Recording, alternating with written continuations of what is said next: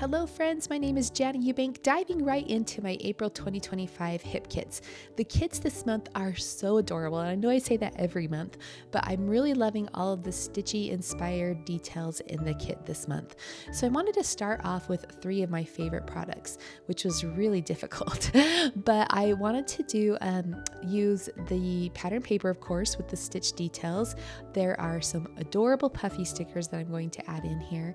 I have the layered flower die cuts that I'm going to be working with, and also the embroidery hoop die. I love embroidery, I love cross stitching, and so I definitely wanted to use that in my project today. Now I'm starting off by using this dark blue background that has sort of a knitted or sweater pattern in it, like in a chevron in the background, and I love that because it's going to anchor my photo. I matted my photo with a piece of the 6x8 paper in this orange color, and now I'm pulling in the layered flower die cuts. I love these. They're all of these wonky circles that layer up to create these adorable layered quilted looking posies. Now I loved the look of them, and so I wanted to add a bit of machine stitching to them, and I kind of struggled with it, honestly. I don't know why, but I was just I needed to go slower. I was going too fast. So I just ended up putting like a wonky stitch around the edge of these wonky circles. And then I distressed the edges to make them look like frayed fabric. It turned out great in the end, but I wish I would have hand stitched them like I did the leaves. So it was a cleaner look on those leaves. And even though the circles turned out great, I definitely probably would have gone the hand stitching route. So I'm going to layer these up with some foam stickers. I also pulled in that adorable scalloped oval for my journaling that I will add later. And then I'm going to add to the center of these flowers some of the puffy hearts. There's these little quilted heart shapes, and I just wanted to complete that fun homemade look. Now I want to create another vertical band of paper on this layout to kind of create a plus sign in the base or in the background of my page to anchor my photo. So what I decided to do is to bring in this red paper that has these scalloped squares or diamonds on them, and I'm going to fussy cut these out. Now I'm just trying on the width of the squares here to see how many rows I want to include, but I did go ahead and fussy cut all of those out because I wanted the blue color of the background paper to show through. Now I had taken a photo of that pattern paper strip before I fussy cut it, so I'm just looking off to the side over at my phone at how the colors are arranged. There's cream squares, there's coral squares, there's light pink and a darker pink, and so I just want to mimic the exact same arrangement that they were in originally. So now that I have them all laid out on my project, I'm just going to take a moment and adhere them back into place. So this wasn't too difficult, actually. It was a pretty simple shape to cut out, and I just, watched some TV while I did it, and now I'm going to replace my photo here and my flowers. And I love the look of this. I love how that plus sign in the background is anchoring that photo, and it's feeling really good. Now I'm going to get these posies in place. I'm just using some foam tape to pop them up a little bit, making sure my hearts are going in the right direction as I place them on my layout, and then I'll tuck in that little scalloped oval there. The next thing I'm going to do is thumb through the other embellishments and look for something that I can anchor my title with. I have a spot for my journaling, and now I know that I want to place my title above my photo. However, I have all of those fussy cut squares, so I know I'm going to need a shape of some kind to set that title apart. While I'm looking through the cardstock stickers, I find some other word elements that I want to add to the page. There's this cute pink label that talks about laughter, and then I place that little word sticker in there that says fun. This is a photo of my family in the backyard around the fire pit, just enjoying a summer treat, and so we definitely have a lot of fun and a lot of laughter as we do that.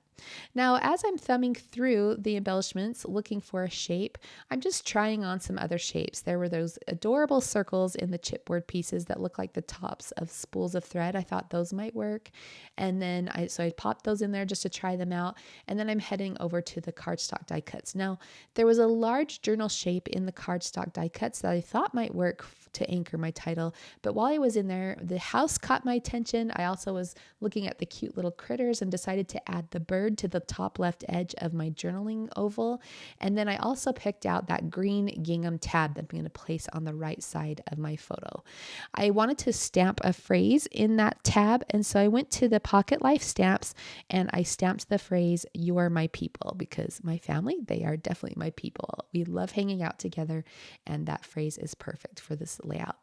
Next, I'm going to pop up that bird over on the left edge of this oval there. I'm just trimming off a little bit of the white offset on that bird. I just wanted it to be a tad bit smaller, so I went ahead and did that. The house was fine, so I left it as it is. Grabbed the embroidery hoop metal die, and I thought that would be a fun way to anchor my title. So I'm grabbing the cardstock kit so I can cut out some colors of the to cut out my embroidery hoop. And while I was in there, I decided on the Dreamy, which is the lighter blue. Now, when I flipped the paper over, I thought, I remembered, yeah, there's all these cute frames on the back. Maybe one of those frames would work to anchor my title. So I cut out one of the largest frames and placed it there. But I decided that I really loved the circular shape of the embroidery hoop, and so I'm going to stick with that. I cut out the outer ring of the embroidery hoop with the lighter blue color. I think I mentioned that already. That's the color Dreamy.